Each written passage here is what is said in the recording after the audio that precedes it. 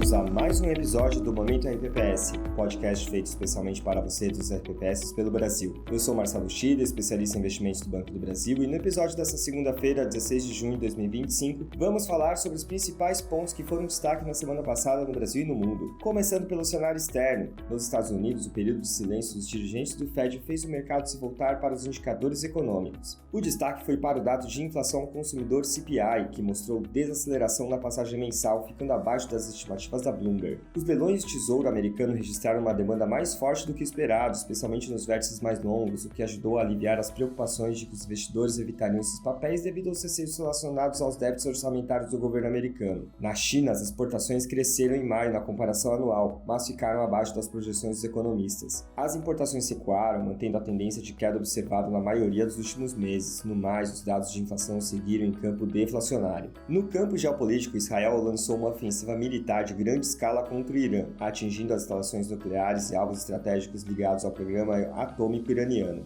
E para os próximos dias, o que temos de agenda? Nos Estados Unidos, o foco será a reunião do FONC, sendo esperado a manutenção das taxas de juros nos patamares atuais em meio a um cenário de riscos macroeconômicos, enquanto o comitê monitora os impactos da política tarifária de Donald Trump na economia. Na China, o PBOC anunciou que injetará liquidez nos mercados por meio de operações de recompra reversa para conter preocupações com um possível aperto de recursos. Além disso, serão divulgados os dados de vendas no varejo referentes a maio, com expectativa de desaceleração, assim como a produção industrial, que deve mostrar uma leve perda de ritmo. No mais, o PBOC anunciará as taxas Prime de empréstimos de 1 e 5 anos, com expectativa de manutenção dos níveis atuais. No Japão, o destaque será a decisão de política monetária do Banco Central, a expectativa de manutenção da taxa básica, enquanto a instituição segue atenta aos desdobramentos das negociações tarifárias globais e seus impactos econômicos. Além disso, os investidores estarão atentos aos planos sobre uma possível desaceleração na compra de títulos. E no Brasil, como foi a semana? No Brasil, os investidores acompanharam atentamente as negociações entre o Ministério da Fazenda e o Congresso sobre alternativas para compensar a reversão parcial do decreto que aumentou a alíquota do IOF. O governo anunciou uma medida provisória com estimativa de arrecadar 10 bilhões em 2025 e 20 bilhões em 2026, visando compensar a perda de receita do IOF. A medida não cobre integralmente o déficit do decreto original, mas inclui uma revisão de gastos tributários em tramitação no Congresso. Entre as mudanças estão o fim da isenção para ICI e LCA a partir de 2026, aumento do JCP e ajustes na tributação de fintechs, criptoativos, BETs e uniformização da alíquota do IR sobre aplicações financeiras em 17,5%, além do uso de dividendos extraordinários. Na agenda de indicadores, o destaque foi para os dados da inflação ao consumidor IPCA de maio, que arrefeceu acima do esperado.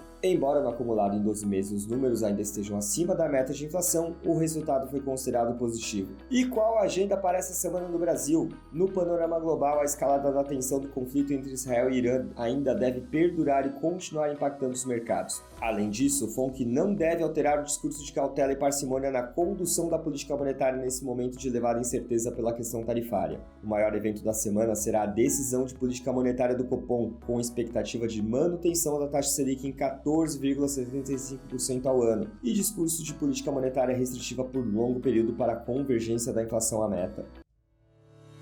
E como tudo isso impactou na nossa busca pela meta atuarial? Esperamos que os ativos locais sejam direcionados pelo viés de cautela do ambiente internacional e o tom do comunicado do Copom. O dólar deve se valorizar frente ao real em linha com o movimento global. A curva de juros tende a se ajustar em ligeira queda nos vértices mais curtos, com parte dos agentes retirando a probabilidade de mais uma alta, enquanto os prazos médios e longos devem agregar prêmios, refletindo a alta do dólar. O Ibovespa deve desvalorizar, influenciada pela cautela externa. Assim, seguimos alinhados a uma estratégia mais defensiva, de olho em posições de durations mais curtas, que reduzem a volatilidade da carteira e mantêm a perspectiva de atingimento da meta atuarial. Nossa principal recomendação segue com estratégias pós-fixadas atreladas ao CDI, como nosso fundo BB Renda Fixa Previdenciário Perfil DI, enquadrado no artigo 73A, que acompanha com tranquilidade os movimentos de juros mais elevados, mantendo liquidez em D0. Outra alternativa nessa linha de CDI é o BB Renda Fixa Espelho Sul América Crédito Privado ASG, fundo que combina uma estratégia que busca ativos de grandes emissores com grau de investimento para superar o CDI e ainda alinhado com práticas de sustentabilidade e governança corporativa. E aí, ficou interessado nas alternativas que falamos? Então não deixe de agendar uma reunião com a nossa assessoria e assim ter uma análise personalizada para ajudá-los na gestão dos seus recursos. Foi um prazer ter a sua audiência nesse episódio do Momento RPPS. Você tem sugestões de temas para conversarmos aqui? Manda pra gente, fale com o seu gerente de governo, seu especialista de investimentos do BB. Então é isso, até semana que vem, descomplicando o mundo RPPS. Até mais! Conforme padrões da Anbima e aderentes às resoluções da CVM, seguem avisos obrigatórios antes da decisão de investimentos. Leia o prospecto e regulamento dos fundos antes de investir. Rentabilidade passada não representa garantia de rentabilidade futura. Fundos de investimento não contam com cobertura da FGC, Fundo Garantidor de Crédito, do gestor ou administrador. Para avaliação de performance de um fundo de investimento, é recomendável a análise de no mínimo 12 meses.